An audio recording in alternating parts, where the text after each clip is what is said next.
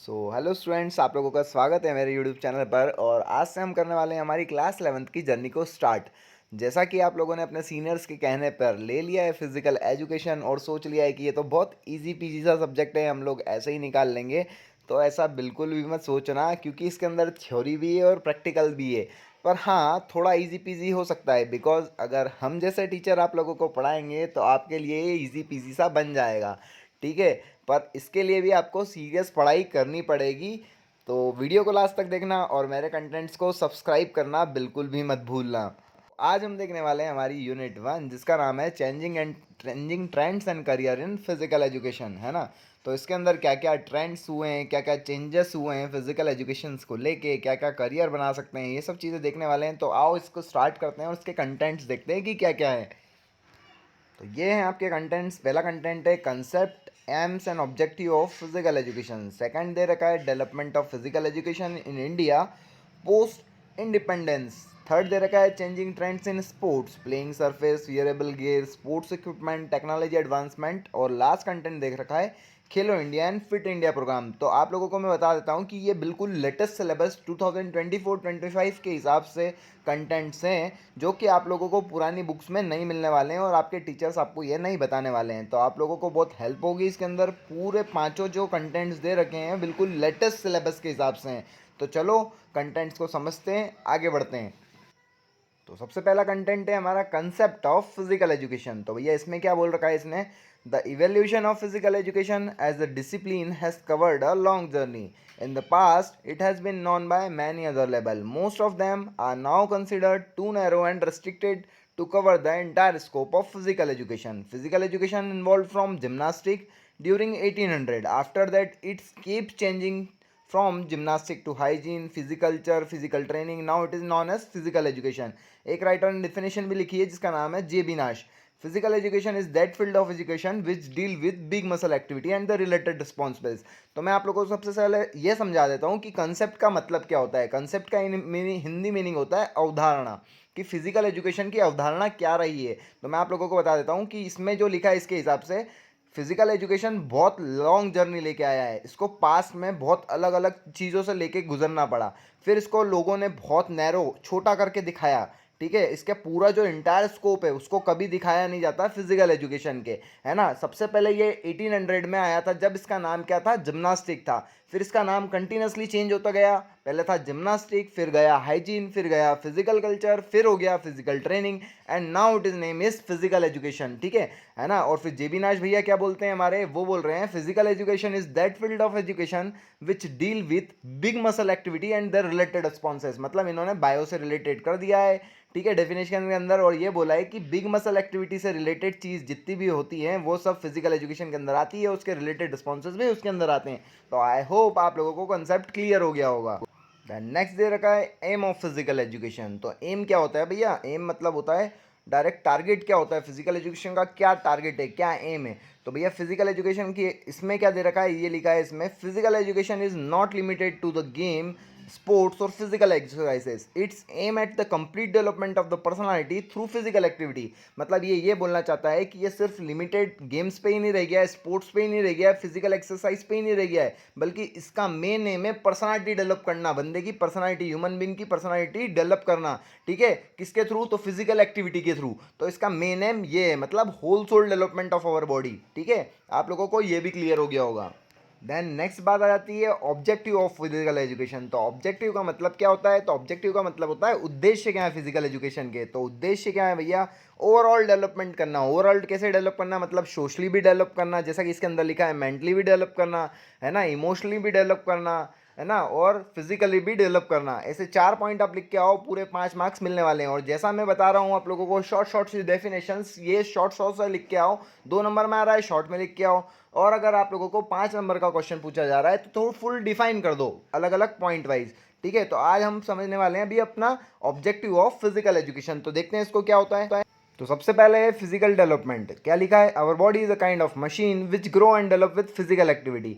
दस to develop our body in all aspect we should perform physical activity regularly. ये क्या बोलना चाहता है कि अपनी बॉडी जो है वो मशीन की तरह होती है, बिल्कुल, जिसके अंदर अपन कुछ चीज़ डालेंगे तो वो चीज़ एक्टिवेट होगी, ग्रो होगी और डेवलप होगी, ठीक है। Thus body our all aspect we should perform मतलब आपको दिनचर्या में डेली फिजिकल एक्सरसाइजेस करनी पड़ेगी, जिसके थ्रू आपकी बॉडी मूवमेंट ज़्यादा बढ़ेगा। मतलब आपकी बॉडी की मसल्स हुई या आपकी बॉडी का शेप हुआ, साइज हुआ, हाइट हुआ, सब एक्टिव होंगे। किसके थ्रू? जब आप फिजिकल चीज़ें कर रहे हो, एक्टिविटी कर रहे हो, तो आपका वो फिजिकल डेवलपमेंट हो रहा है फिजिकल एजुकेशन के थ्रू।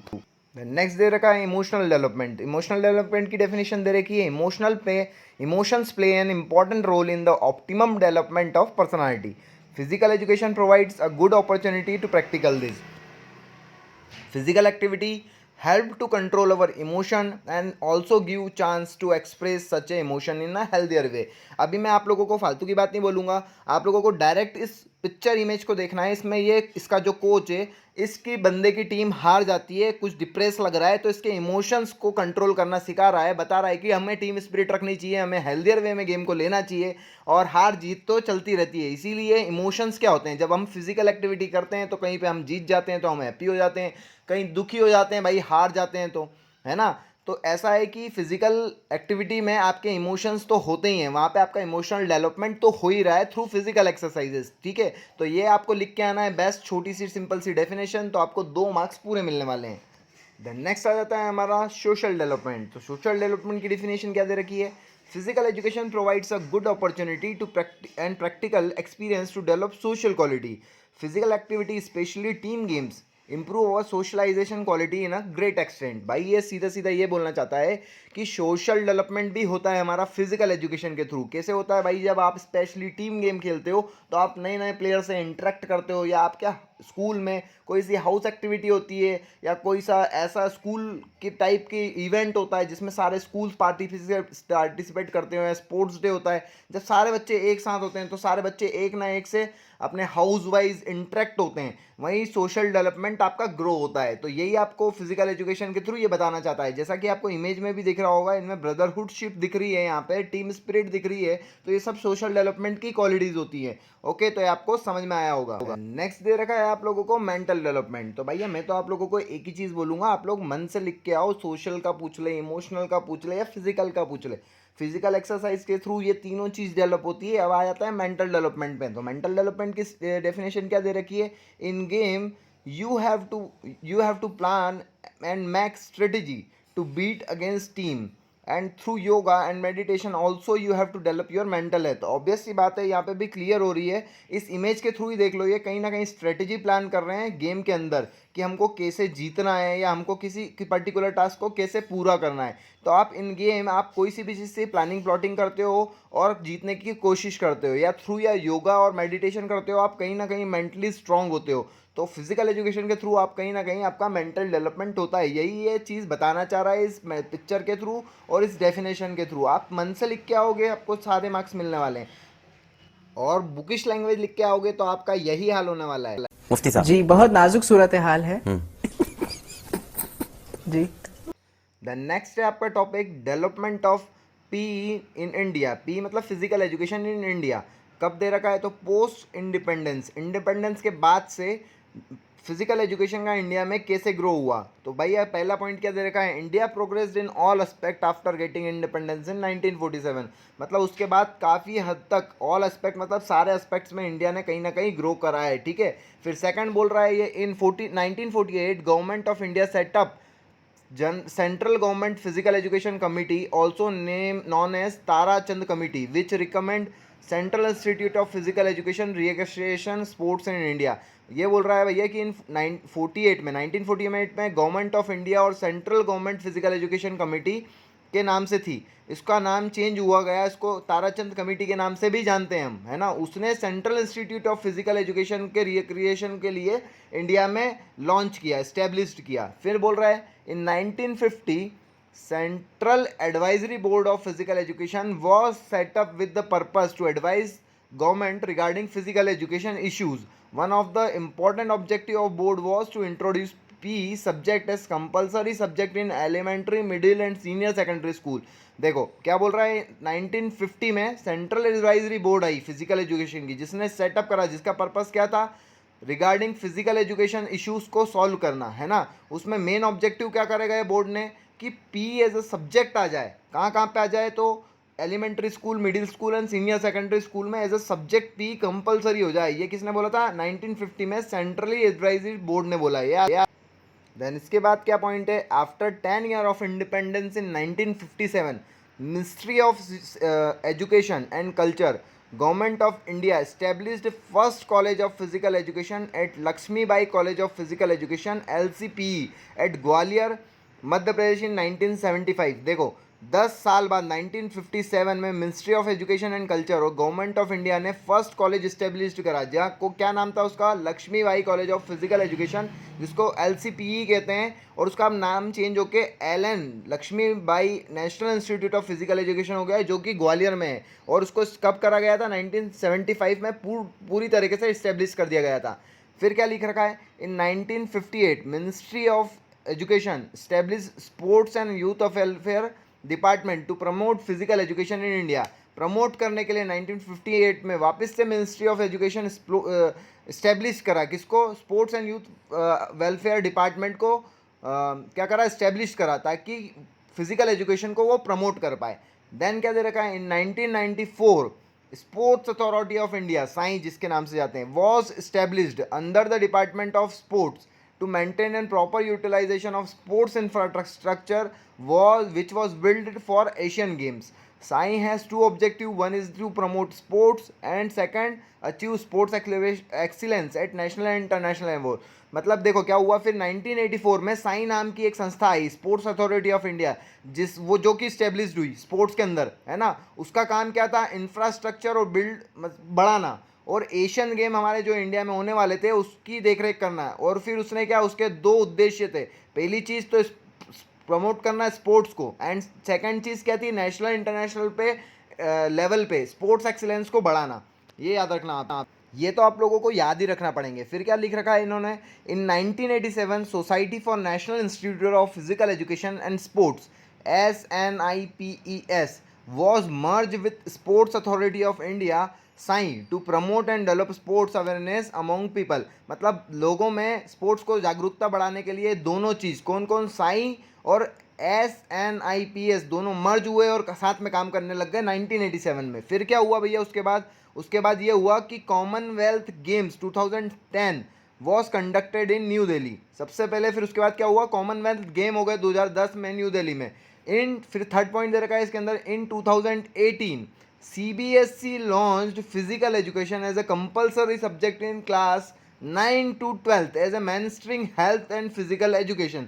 याद रखना 2018 से फिजिकल एजुकेशन कंपलसरी सब्जेक्ट बन गया क्लास 9 to 12th के लिए, हेल्थ फिजिकल एजुकेशन रिगार्डिंग। तो आप लोगों को ये पूरी चीज़ याद रखना है, और उसके सन्स याद रखना है आप लोगों को। मेन चीज़ तो ये है, और ये पास्ट इंडिपेंडेंस क्या क्या हुआ है फिजिकल एजुकेशन को लेके, ये पूरी चीज़ याद रखना है आप लोगों को, ठीक है।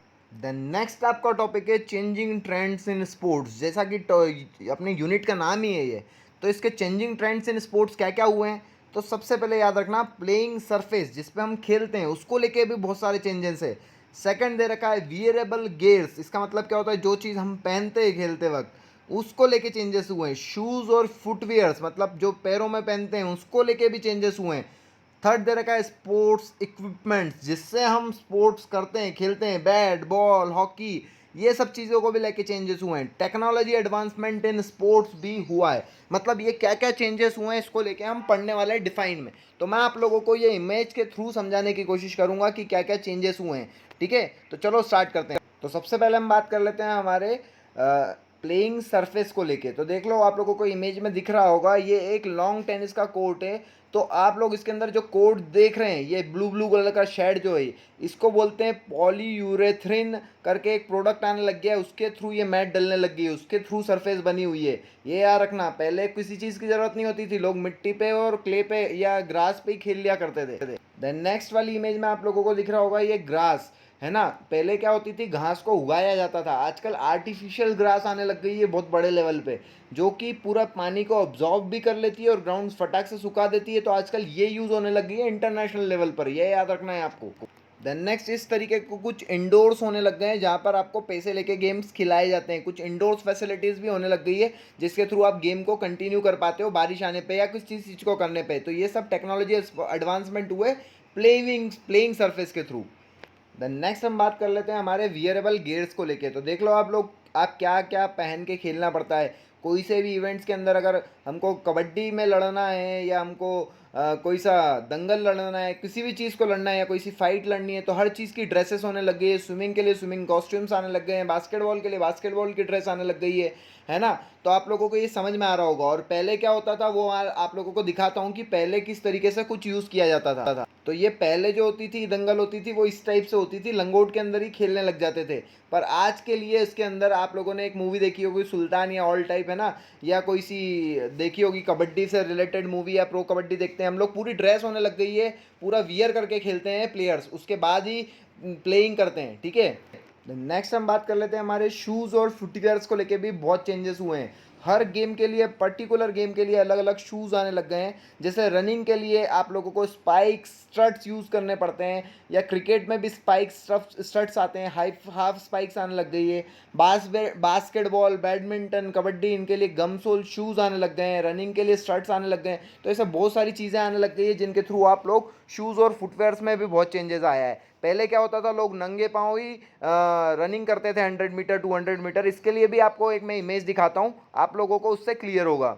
तो आप लोगों को इस इमेज के थ्रू क्लियर हो रहा होगा। पहले जैसे कि ये कहीं का इमेज है जिसमें नंगे पाँव ही बच्चे दौड़ रहे हैं और रेस कराई जा रही है। तो इसे कुछ नंगे पाँव इवेंट्स होते थे आजकल, पर ये कुछ भी नहीं होता है। आजकल हर जगह शूज़ और फुटवेयर्स यूज़ करके ही आप कोई से इवेंट्स में पार्टिसिपेट कर सकते हो। देन नेक्स्ट बात करते हैं हमारे स्पोर्ट्स इक्विपमेंट्स की। तो यार आप लोगों को पता ही है कि पहले के ज़माने में स्पोर्ट्स इक्विपमेंट्स कुछ अलग ही होते थे। जैसे वो लगान वाली मूवी देखी, उसमें क्रिकेट का बैट उन्होंने हाथ से ही फर्निश करके बना लिया था, है ना। तो पीछे पहले के ज़माने में जो हेलमेट होते थे क्रिकेट के, वो भी अलग टाइप के होते हैं। आजकल सारी चीज़ टेक्नोलॉजी चेंजेस होने लग गए हैं। बास्केटबॉल, फुटबॉल, सब चीज़ को रिलेटेड चेंजेस होने लग गए हैं। हर गेयर चेंजेस होने लग गए हैं, आप लोगों को ये पता ही है, ठीक। आप लोगों को मैं एक इमेज दिखाता हूँ, उससे आपको समझ में आएगा कि क्या चेंजेस होने लग गए हैं।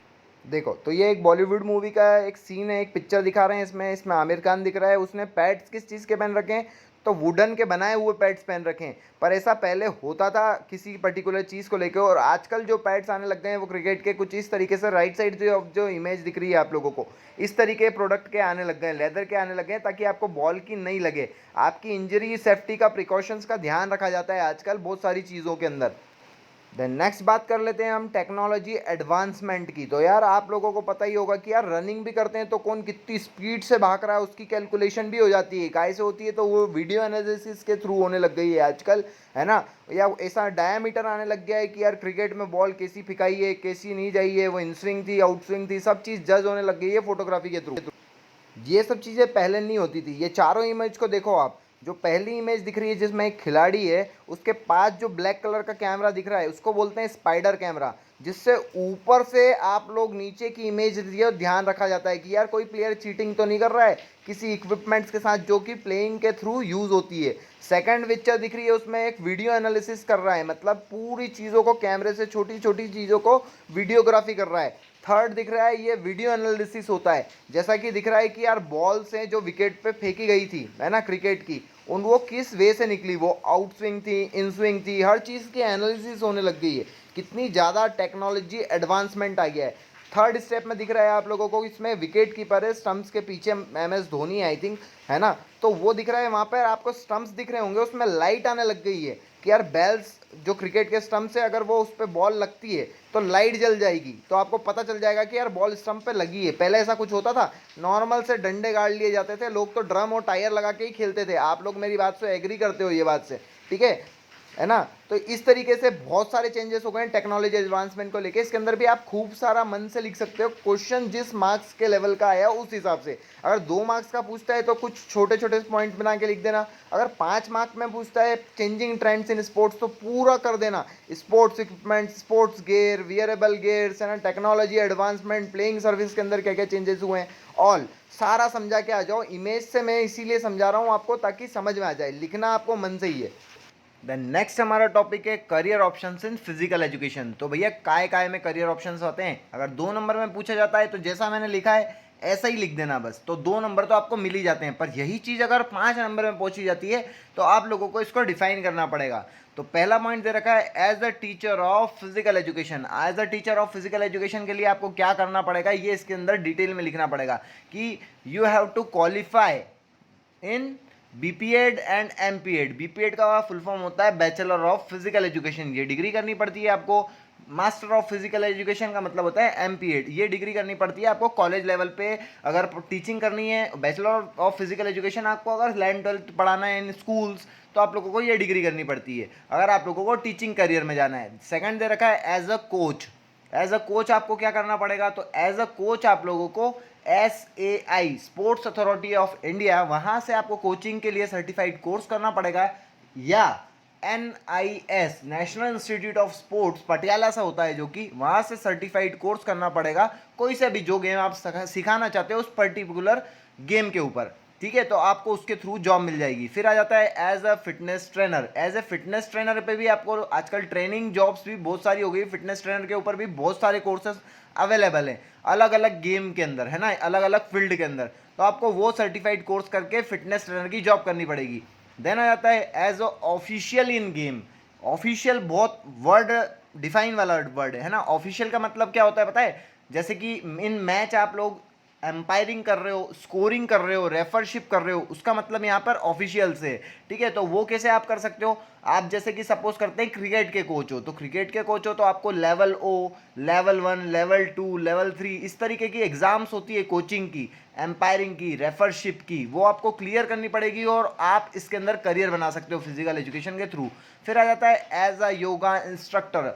आप योगा इंस्ट्रक्टर कैसे लग सकते हो, तो भैया आजकल योगा भी काय में सब में बहुत सारी चीज़ों में योगा होता है, जैसे कि MA से योगा होता है, PhD होती है योगा के अंदर, MSc हो जाती है, ठीक है, योगा के अंदर। तो आप इस तरीके से डिग्री करके फिर आपको योगा के लिए स्कूल में, कॉलेज में, इंस्टीट्यूट्स में आपको जॉब मिल सकती है। फिर आ जाता है as a sports journalist and commentator. आप लोगों ने देखा होगा स्पोर्ट्स जर्नलिस्ट मतलब क्या होता है कि यार स्पोर्ट्स के बारे में बड़ी बड़ी चीज़ें लिखना, आर्टिकल्स लिखना, है ना, स्पोर्ट्स जर्नलिस्ट का कोर्स करना है। तो ये भी एक कोर्सेस होते हैं अलग अलग यूनिवर्सिटीज़ से, बाहर से, फॉरेन से, ये आपको करना पड़ेंगे। और कमेंट्री अगर आप लोग जानते हो तो कमेंट्री कर सकते हो, पर इसके लिए भी आजकल कमेंट्रेटर एंकर के लिए भी कोर्सेस होने लग गए, ठीक है। फिर आ जाता है as a physiotherapist. As a physiotherapist भी कोर्सेस होते हैं अलग अलग यूनिवर्सिटीज़ के अंदर। आप लोगों ने देखा होगा फिजियो होते हैं, हर टीम के साथ फिजियो चलता है एक ना एक। यार किसी के बॉडी में स्प्रेन आ गया है, स्ट्रेन आ गया है, तो उसके लिए फिजियोथेरापिस्ट होते हैं। या किसी की मतलब चोट लग गई है किसी को, तो यार देखा होगा आप लोगों ने मैच के ड्यूरिंग मैच कौन आ जाते हैं अंदर, फिजियो आ जाते हैं और वो चेक करते हैं यार बंदा प्रॉपर है कि भी नहीं है, ज़्यादा इंजरी हो गई है तो उसको डॉक्टर रेफर करते हैं, है ना। फिर आ जाता है as a administrator. As a administrator भी आप लोगों को बहुत सारे कोर्सेस अवेलेबल है। एडमिनिस्ट्रेशन मतलब आप PhD कर सकते हो इन स्पोर्ट्स डिपार्टमेंट, यार कोई से भी पर्टिकुलर गेम के ऊपर आप अंदर उसके घुस के PhD कर सकते हो, फिजिकल एजुकेशन के अंदर PhD कर सकते हो, तो आप एडमिनिस्ट्रेशन डिपार्टमेंट में भी जा सकते हो। ऐसा आप लोगों को इसके अंदर डिफाइन करके आना है मन से। मैंने तो आप लोगों को ये क्लियर कर दिया, समझा दिया। अब आप लोगों को इसको मन से लिख के आना है, इसके कोर्सेस और सब चीज़ें, तो आप लोगों को फुल ऑन फुल 5 मार्क्स मिलने। नेक्स्ट बात कर लेते हैं हमारे नेक्स्ट टॉपिक खेलो इंडिया प्रोग्राम की। तो याद रखना खेलो इंडिया का लोगो आप लोगों को याद रख के रखना है। और खेलो इंडिया से रिलेटेड क्वेश्चन आता है तो आप ये लोगो भी बना के आएंगे तो आप लोगों को मार्क्स मिलने वाले हैं। इसके अंदर क्या दे रखा है, the Khelo India programme has been introduced to revive the sports culture in India at the grassroots level by building a strong framework for all sports played in our country and establish India as a great sporting national. मतलब क्या बोलना चाहता है कि यार game को grass root level पे बढ़ाना, स्पोर्ट्स कल्चर को इंडिया में बढ़ाना, ये खेलो इंडिया का मोटो है, ठीक है। मतलब जमीनी तौर पे किसको, स्पोर्ट्स को इंकरेज करना, प्रमोट करना, ठीक है, सारे स्पोर्ट्स को अपनी कंट्री के अंदर, और इंडिया को एक स्पोर्टिंग नेशनल बनाना, ये खेलो इंडिया का एम है। देन क्या दे रखा है, the government of India under the ministry of youth affairs and sports MYAS launch first Khelo India programme in 2018। Khelo India programme कब स्टार्ट हुआ था, 2018 में, और इसको स्टार्ट करा था प्राइम मिनिस्टर श्री नरेंद्र मोदी ने। याद रखना इसके अंदर अभी हमारे यहाँ के रिसेंट जो स्पोर्ट्स मिनिस्टर बने हैं वो कौन है, तो वो याद रखना है आप लोगों को, वो है चिराग पासवान, ठीक है। सबसे पहले कहाँ हुआ ये, तो न्यू दिल्ली में स्टार्ट हुआ था, याद रखना, ठीक है। 3 चीज़ मैंने आप लोगों को बता दी है, इसका मेन ऑब्जेक्टिव्स क्या है वो पढ़ने वाले हैं अब। ये हैं इसके objectives. Objectives of Khelo India programme, पहले नंबर पे दे रखा है प्ले फील्ड डेवलपमेंट को बढ़ाना, मतलब जगह जगह जितने भी स्टेडियम्स हैं उनका इंफ्रास्ट्रक्चर अच्छा करना। सेकंड दे रखा है कम्युनिटी कोचिंग डेवलपमेंट करना, कोचेस को अच्छे से अच्छे प्रमोट करना, उनको कहीं ना कहीं स्टेब्लिश करना। फिर क्या दे रखा है इसने, बिल्डिंग स्टेट लेवल खेलो इंडिया सेंटर्स, खेलो इंडिया के सेंटर्स बना लाना अलग अलग जगह, है ना, स्टेट लेवल पे खेलो इंडिया सेंटर्स बनाना, ताकि प्लेयर्स प्रमोट हो सके, प्लेयर्स अवेयर हो सके या प्लेयर्स सीख सके वहाँ पे जाके। टैलेंट सर्च करना, है ना, फोर्थ देखा है टैलेंट सर्च करना, टैलेंट सर्च करना अलग अलग जगह जाकर, है ना, किसी गांव में जाना है और गांव में जा रहे हैं, वहाँ जाके कैंप लगाना, वहाँ से प्लेयर ढूंढना किसी पर्टिकुलर चीज़ के ऊपर, है ना। और ज़्यादा से ज़्यादा स्पोर्ट्स को अवेयर करना है, स्पोर्ट्स अपग्रेडेशन करना है, ऐसे कुछ मन से पॉइंट्स लिख के आना है ऑब्जेक्टिव ऑफ खेलो इंडिया के अंदर आप लोगों को, ठीक है। देन नेक्स्ट दे रखा है fit India programme. Fit India programme भी खेलो इंडिया प्रोग्राम की तरह ही है, जो कि प्राइम मिनिस्टर नरेंद्र मोदी ने ही इसको भी लॉन्च किया था। बस ये याद रखना है, इसको 29 अगस्त 2019 में लॉन्च किया था, उसको 2018 में लॉन्च किया था। ये भी नई दिल्ली से इसको लॉन्च किया गया था, है ना। इसका क्या रीज़न है, it was started with a vision to make physical fitness as a way of life, मतलब फिटनेस को कहीं ना कहीं प्रमोट करना है स्कूल लेवल पर, है ना, फिटनेस को प्रमोट करना, फिटनेस से अवेयरनेस बढ़ाना, है ना, अमॉन्ग्स पीपल के अंदर स्पोर्ट्स की अवेयरनेस बढ़ाना, ठीक है। स्कूल में, कॉलेजेस में, सब जगह आप लोगों ने देखा होगा योगा चलता है, सब कुछ चलता है, तो कहीं ना कहीं वो फिट इंडिया प्रोग्राम का इन्वॉल्वमेंट ही है। आप लोगों ने देखा होगा अलग अलग शहरों में मैराथन्स होने लग गई है आजकल, तो वो कहीं ना कहीं फिट इंडिया मूवमेंट के थ्रू ही हो रही है।